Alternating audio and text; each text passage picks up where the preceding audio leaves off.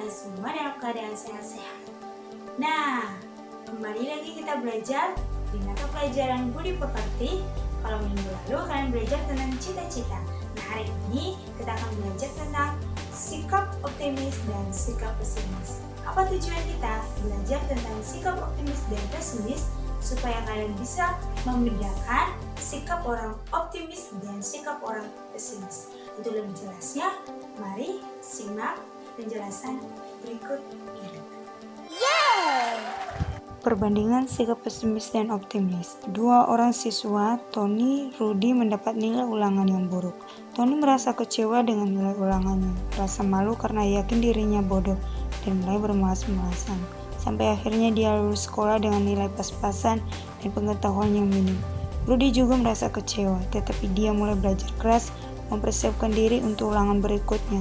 Kemudian dia mendapatkan nilai yang lebih baik, sampai akhirnya lulus sekolah sebagai juara kelas dan dikenal sebagai anak yang pintar.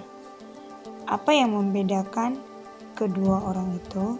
Jawabannya adalah sikap pesimis dan sikap optimis.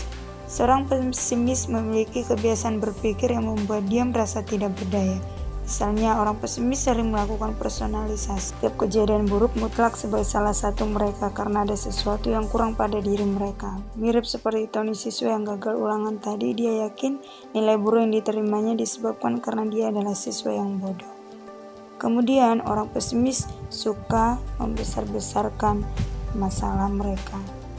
Pertengkaran kecil dengan orang lain di pagi hari dianggap bisa merusak seluruh harinya. Kegagalan satu bidang diyakini bisa merusak keseluruhan hidupnya.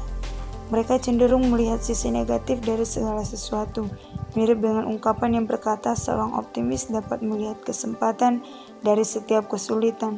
Sebaliknya, seorang pesimis justru melihat kesulitan dalam setiap kesempatan. Orang pesimis juga sering melihat tantangan yang dihadapi sebagai sesuatu yang permanen, tidak bisa diubah. Kalau hari ini gagal, besok, lusa, sampai kapanpun akan tetap gagal juga. Jadi tidak heran kalau orang pesimis sering mengalami akibat buruk karena sikapnya itu. Mereka tidak mencapai prestasi optimum di sekolah, kantor, atau lingkungan di mana dia berada. Bila mengalami masalah, mereka sulit bangkit, atau malah tidak mau mencoba lagi. Orang pesimis juga lebih mudah mengalami depresi dan masalah kesehatan lainnya. Sebaliknya, orang optimis memiliki kebiasaan berpikir, melihat sisi baik dalam setiap situasi, orang, peristiwa, masalah, atau tantangan. Tapi perlu dicatat, sikap optimis yang tepat tidak sama dengan optimisme buta. Optimisme buta yakin bahwa tidak akan pernah ada hal buruk yang bisa terjadi. Dan semuanya pasti selalu berjalan baik, tidak peduli apapun. Optimisme buta bisa membuat orang terlalu percaya diri sehingga bertindak ceroboh. Sikap ini malah mengakibatkan kegagalan atau membahayakan diri sendiri. Misalnya, orang yang hendak menghadapi tes penerimaan kerja merasa yakin lulus, tapi tidak melakukan persiapan yang baik. Kemungkinan besar ia akan gagal. Atau orang yang akan mengikuti triathlon. Dia merasa mampu mengikuti lomba itu, di mana dia harus berenang, bersepeda, dan berlari jarak jauh tanpa henti, tapi tidak mempersiapkan fisiknya. Bisa-bisa ia mengalami kecelakaan karena dia tidak kuat menghadapi lomba itu sampai selesai. Jadi, sikap optimis yang baik bukan berarti mengabaikan tantangan, menganggap perasaan yang buruk atau kesulitan dalam hidup.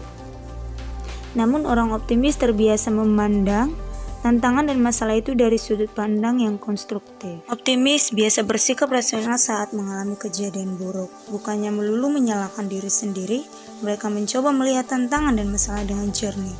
Seperti sikap Rudy dalam ilustrasi di awal. Siswa yang juga mendapat nilai ulangan yang buruk. Dia mungkin menyadari bahwa penyebab dia gagal ulangan adalah karena kurang persiapan belajar. Bukan karena kemampuan belajarnya yang kurang. Apalagi kemampuan belajar selalu bisa ditingkatkan dengan latihan. Karena itu, Rudy menyadari persiapan belajar yang lebih baik adalah solusi dari masalahnya. Dari bahwa semua masalah itu bersifat sementara, semua tantangan akan berlalu pada waktunya. Tantangan bahkan bisa diubah menjadi kesempatan dengan usaha, kreativitas, dan ketekunan. Jadi wajarlah kalau orang optimis itu biasanya lebih sukses dalam studi dan karir mereka, lebih harmonis dalam menjalin hubungan dengan orang lain, dan lebih bahagia dengan hidupnya. Lalu bagaimana? Mana yang akan kamu pilih hari ini? Menjadi orang yang pesimis atau menjadi orang yang optimis? Terima kasih guys.